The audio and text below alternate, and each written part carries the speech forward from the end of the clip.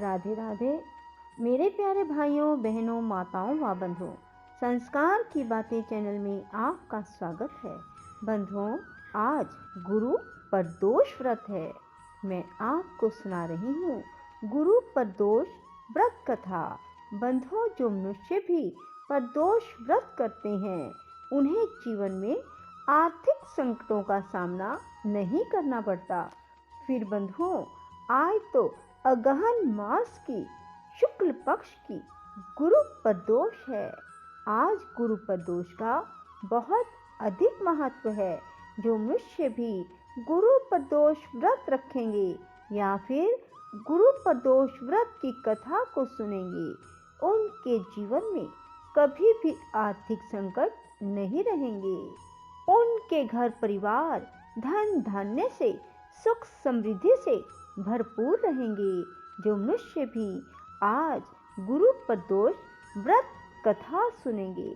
बंधुओं, यदि आपने YouTube चैनल संस्कार की बातें अब तक सब्सक्राइब नहीं किया तो जरूर करें और बेल आइकन दबाना ना भूलें, ताकि आपको हमारी आने वाले सभी वीडियोस की जानकारी सबसे पहले हो सके।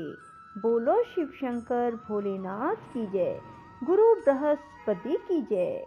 एक समय सर्व प्राणियों के हित के लिए परम पावनी भागीरथी के तट पर ऋषि समाज द्वारा विशाल का किया गया। विज्ञ महर्षियों की एकत्रित सभा में व्यास जी के परम शिष्य पुराण वेता सूत जी महाराज हरि कीर्तन करते हुए पधारे। सूत जी को देखते ही शौनक आदि 88,000 ऋषि मुनियों ने खड़े होकर दंडवत प्रणाम किया। महाज्ञानी सूत जी ने भक्ति भाव से ऋषियों को हृदय से लगाया तथा आशीर्वाद दिया। विद्वान ऋषिगण और सब शिष्य आसनों पर विराजमान हो गए। मुनिगण विनीत भाव से पूछने लगे, हे परम दयालु, कली काल में शंकर की भक्ति किस आराधना द्वारा उपलब्ध होगी? हम लोगों को बताने की कृपा कीजिए, क्योंकि कलयुग के सर्व प्राणी पाप कर्म में रत रहकर वेद शास्त्रों से विमुख रहेंगे। दीनजन अनेकों संकटों से ग्रस्त रहेंगे। हे मुनिश्रेष्ठ, कली काल में सत्कर्म की ओर किसी की रुचि न होगी। जब पुण्य क्षीण हो जाएंगे तो मनुष्य की बुद्धि असत कर्मों की ओर खुद ब खुद प्रेरित होगी, जिससे दुर्विचारी पुरुष वंश सहित समाप्त हो जाएंगे। इस अखिल भूमंडल पर जो मनुष्य ज्ञानी होकर ज्ञान की शिक्षा नहीं देता, उस पर परम पिता परमेश्वर कभी प्रसन्न नहीं होते। हे महामुने, ऐसा कौन सा उत्तम व्रत है जिससे मन वांछित फल की प्राप्ति होती है? आप कृपा करके बतलाइए। ऐसा सुनकर दयालु हृदय श्री सूत जी कहने लगे, हे श्रेष्ठ मुनियों तथा शौनक जी, आप धन्यवाद के पात्र हैं। आपके विचार सराहनीय एवं प्रशंसनीय हैं। आप वैष्णव अग्रगण्य हैं, क्योंकि आपके हृदय में सदा परहित की भावना रहती है। इसलिए शौनक आदि ऋषियों, सुनो, मैं उस व्रत को तुमसे कहता हूँ जिसके करने से सब पाप नष्ट हो जाते हैं। धन वृद्धि कारक, दुख विनाशक, सुख प्राप्त कराने वाला, संतान देने वाला, मन वांछित फल प्राप्ति कराने वाला यह व्रत तुमको सुनाता हूँ, जो किसी समय भगवान शंकर ने सती को सुनाया था और उनसे प्राप्त यह परम श्रेष्ठ उपदेश मेरे पूज्य गुरु जी ने मुझे सुनाया था, जिसे आपको समय पाकर शुभ वेला में मैं सुनाता हूँ। बोलो उमापति भगवान शंकर की जय। सूत जी कहने लगे कि आयु वृद्धि स्वास्थ्य लाभ हेतु त्रयोदशी का व्रत करें। इसकी विधि इस प्रकार है। प्रातः स्नान कर निराहार रहकर शिव के ध्यान में मगन हो शिव मंदिर में जाकर शिव की पूजा करें। पूजा के पश्चात अरध पुंड त्रिपुंड का तिलक धारण करें। बिल्व पत्र चढ़ाएं, धूप दीप अक्षत से पूजा करें, ऋतु फल चढ़ाएं। ओम नमः शिवाय मंत्र का रुद्राक्ष की माला से जप करें। ब्राह्मण को भोजन करा सामर्थ्य अनुसार दक्षिणा दें। तत्पश्चात मौन व्रत धारण करें। व्रती को सत्य भाषण करना आवश्यक है। हवन आहुति भी ओम ह्रीम क्लीम नमः शिवाय स्वाहा से आहुति देनी चाहिए। इस इष्ट फल की प्राप्ति होती है। व्रती मनुष्य पृथ्वी पर शयन करें, एक बार भोजन करें, इससे सभी कार्य सिद्ध होते हैं। मास और फागुन मास में तो इसका विशेष महत्व है। यह सर्व सुख, धन, आरोग्यता देने वाला है। यह व्रत इन सब मनोरथों करता है। हे ऋषिवरों, यह प्रदोष व्रत जो मैंने आपको बताया किसी शंकर सती को और वेद व्यास मुनि ने मुझको सुनाया था। प्रदोष व्रत कथा। पूजा की विधि। प्रदोषो रजनी मुखम के अनुसार सायंकाल के बाद और रात्रि के आने के पूर्व दोनों के बीच का जो समय है उसे प्रदोष कहते हैं। व्रत करने वाले को उसी समय भगवान शंकर का पूजन करना चाहिए। प्रदोष व्रत करने वाले को त्रयोदशी के दिन भर भोजन नहीं करना चाहिए। शाम के समय जब सूर्यास्त में 3 घड़ी का समय शेष रह जाए तब स्नान आदि कर्मों से निवृत्त होकर श्वेत वस्त्र धारण करके तत्पश्चात संध्या वंदन करने के बाद शिव जी का पूजन आरंभ करें।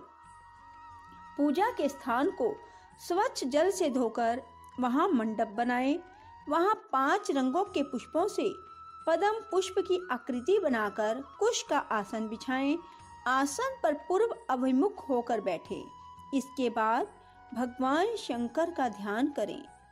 करोड़ों चंद्रमा के समान कांतिवान, त्रिनेत्रधारी, मस्तक पर चंद्रमा का आभूषण धारण करने वाले, पिंगल वर्ण के जटाजूटधारी, नीलकंठ तथा अनेक रुद्राक्ष मालाओं से सुशोभित, वरद हस्त, त्रिशूलधारी, नागों के कुंडल पहने, व्याघ्र चर्म धारण किए हुए, रतन जड़ित सिंहासन विराजमान शिव जी का गान करना चाहिए। व्रत के उद्यापन की विधि। प्रातः स्नान आदि कार्य से निवृत्त होकर रंगीन वस्त्रों से मंडप बनाएं। फिर उस मंडप पर शिव पार्वती की प्रतिमा स्थापित करके विधिवत पूजन करें। तदंतर शिव पार्वती के उद्देश्य से खीर से अग्नि में हवन करना चाहिए। हवन करते समय ओम उमा सहित शिवाय नमः मंत्र से 108 बार आहुति देनी चाहिए। इसी प्रकार ओम नमः शिवाय के उच्चारण के शंकर जी के निमित्त आहुति प्रदान करें। हवन के अंत में किसी धार्मिक व्यक्ति को सामर्थ्य के अनुसार दान देना चाहिए। ऐसा करने के बाद ब्राह्मण को भोजन दक्षिणा से संतुष्ट करना चाहिए। व्रत पूर्ण होने पर ऐसा वाक्य ब्राह्मणों द्वारा कहलवाना चाहिए। ब्राह्मणों की आज्ञा पाकर अपने बंधु बांधवों को साथ में लेकर मन में भगवान शंकर का स्मरण करते हुए व्रती को भोजन करना चाहिए। इस प्रकार उद्यापन करने से व्रती पुत्र पौत्र आदि से युक्त होता है, आरोग्य लाभ करता है। इसके अतिरिक्त वह अपने शत्रुओं पर विजय प्राप्त करता है, संपूर्ण पापों से मुक्त हो जाता है, ऐसा स्कंद पुराण में कहा गया है। त्रयोदशी व्रत महात्म। त्रयोदशी अर्थात प्रदोष का व्रत करने वाला मनुष्य सदा सुखी रहता है। उनके संपूर्ण पापों का नाश इस व्रत से हो जाता है। इस व्रत के करने से विधवा स्त्रियों को अधर्म से ग्लानि होती है और सुहागन नारियों का सुहाग अटल रहता है। बंदी कारागार से छूट जाता है।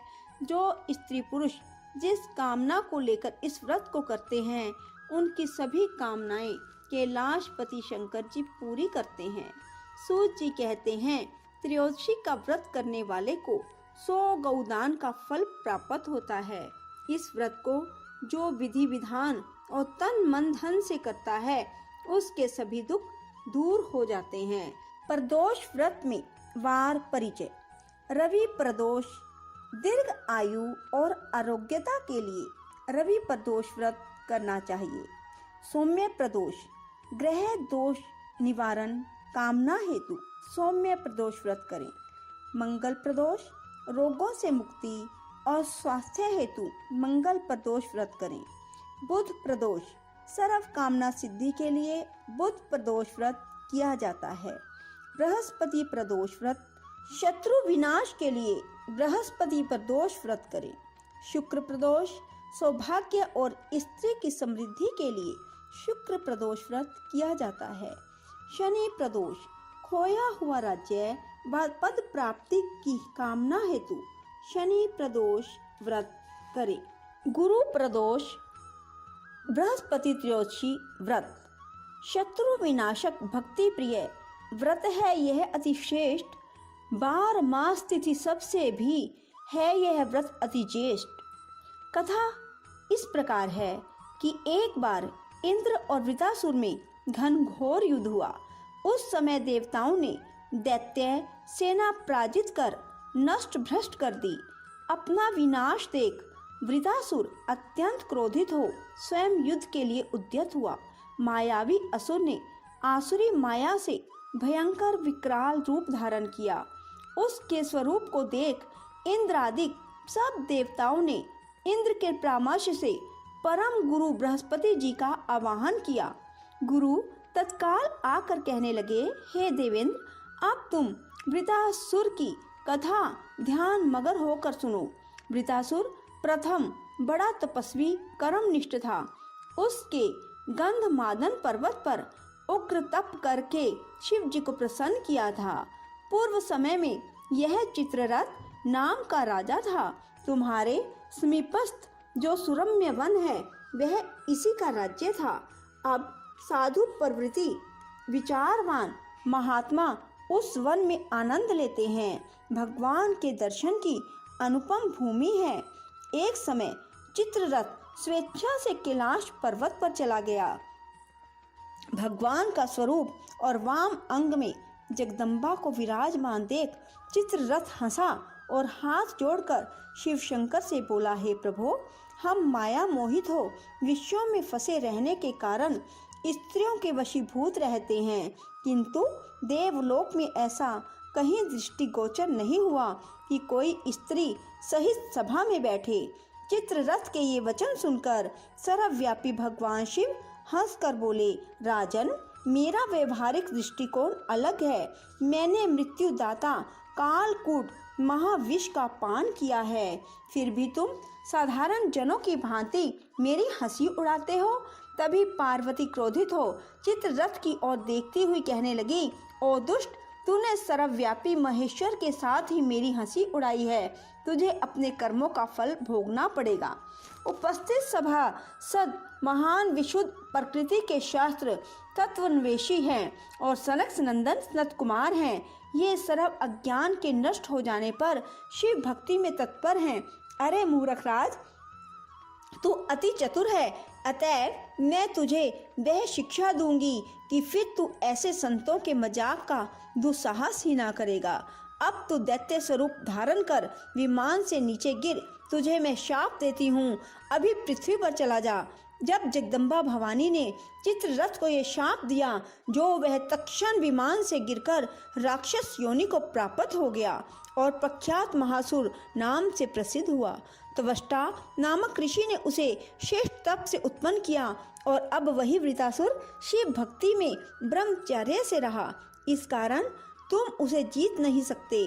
अतएव मेरे परामर्श से यह प्रदोष व्रत करो, जिससे महाबलशाली दैत्य पर विजय प्राप्त कर सकोगे। गुरुवर के वचन को सुनकर सब देवता प्रसन्न हुए और गुरुवार प्रदोष व्रत को विधि विधान से किया। ओम नमः शिवाय। राधे राधे। जय श्री कृष्णा।